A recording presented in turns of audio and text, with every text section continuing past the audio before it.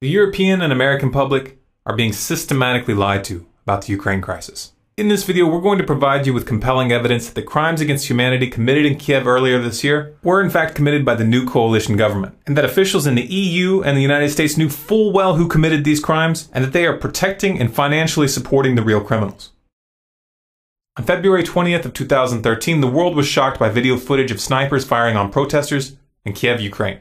21 people were murdered, and it was widely assumed that President Viktor Yanukovych and his supporters were behind the attacks.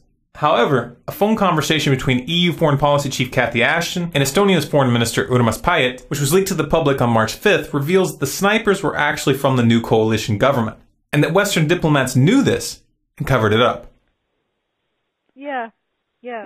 So that he has some sort of, how to say, trust among all these Maidan people and civil society. And second, what was quite disturbing, the same Olga told that, well, all the evidence shows that people who were killed by snipers from both sides, among policemen and people from the streets, that they were the same snipers killing people from both sides. Well, that's. So that, and then she also showed me some photos. She said that has medical doctor. She can, say that it is the same handwriting, the same type of bullets, and it's really disturbing that now the new coalition, that they don't want to investigate what exactly happened, so that there is now stronger and stronger understanding that behind snipers it was not Yanukovych, but it was somebody from the new coalition. For some reason, the US media didn't think that little detail was worth covering. But wait, I thought the opposition protesters were just peaceful activists who wanted a chance to join the European Union. Well, yeah, that's the official narrative that the US media outlets are peddling. But the real story is far more ominous. It turns out that the most powerful and influential contingent in the opposition is a coalition of literal fascists and neo-Nazis. And they aren't peaceful. In fact, they're extremely brutal.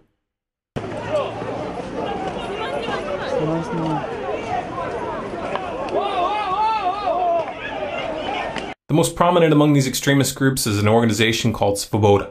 The Svoboda Party, which traces its roots to the Ukrainian Partisan Party of World War II, was loosely allied with Nazi Germany. Until 2004, Svoboda had been called the Social Nationalist Party, a deliberate reference to the National Socialism of the Nazis.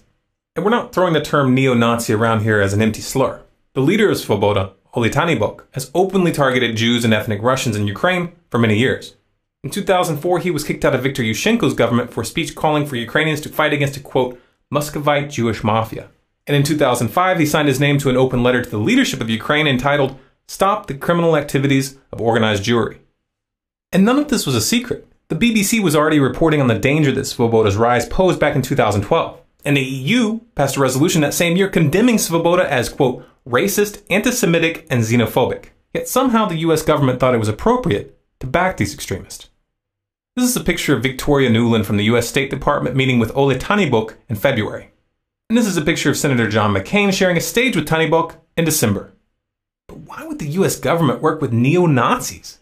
Because they thought that they could control the situation. They thought that they could install their puppets behind the scenes and manipulate the situation in their favor. That same Victoria Nuland who met with Svoboda in February was caught on another leaked call discussing who they would put in power. What do you think? I think we're in play.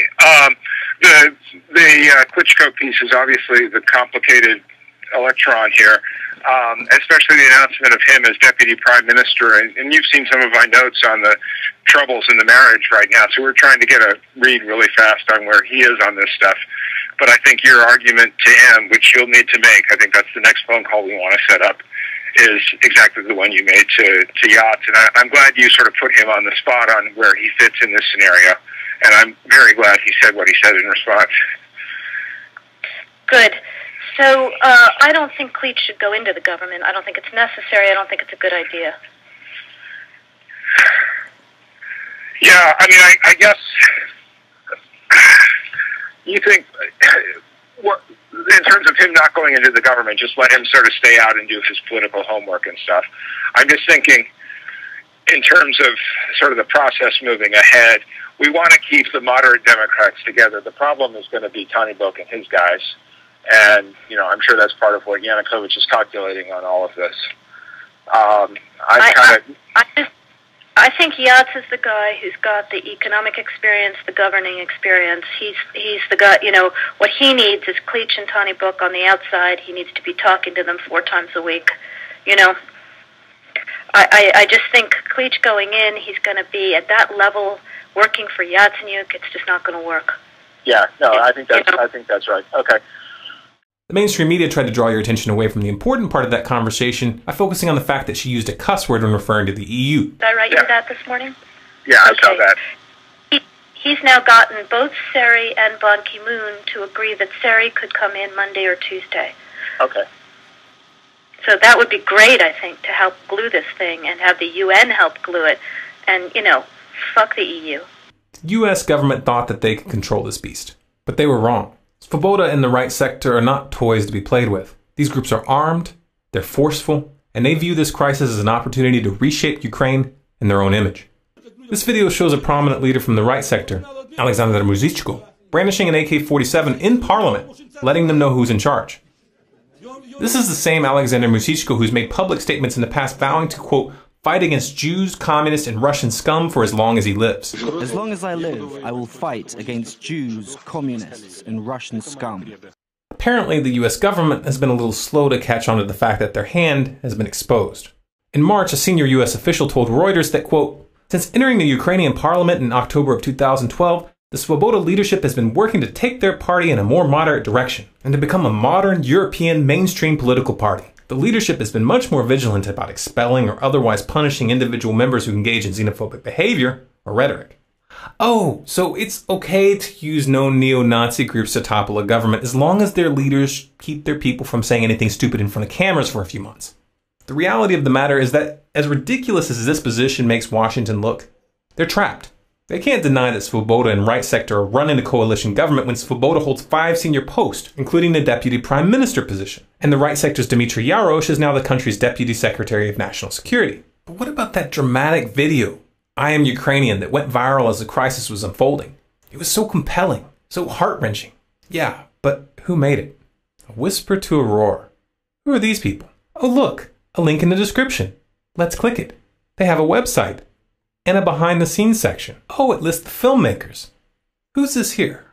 Larry Diamond, inspiration and executive producer.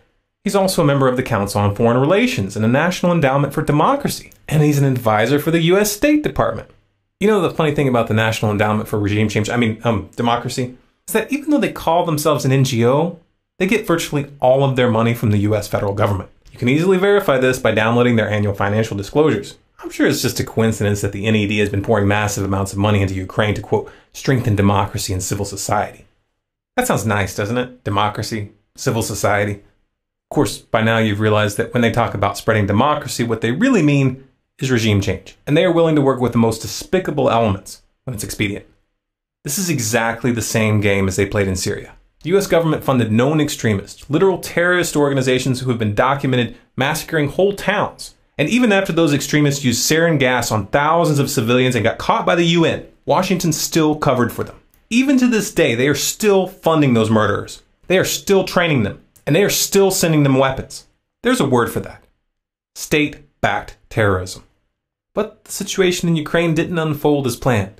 The Parliament of Crimea in the south of Ukraine voted to secede, and they're putting the decision up for a public referendum on March 16th. The US government claims that this referendum is unconstitutional and says that they won't recognize Crimea's decision as legitimate regardless of the outcome. So a foreign-backed neo-Nazi coup which takes control of the government without a vote is constitutional, but a declaration of independence placed to a general vote is not? Seriously, that's the best you guys can do? Who writes these scripts?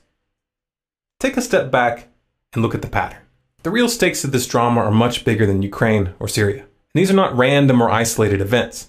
We are witnessing the final stages of a geopolitical chess game that is designed to end in war.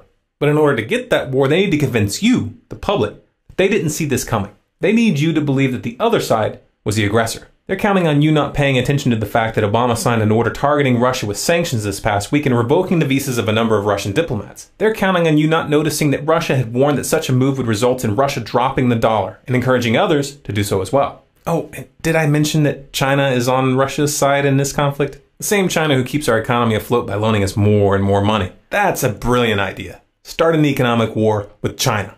These people are counting on you to be too naive to realize that economic warfare invites physical warfare. They're playing chicken with your children's future, and they think you're too stupid to connect the dots.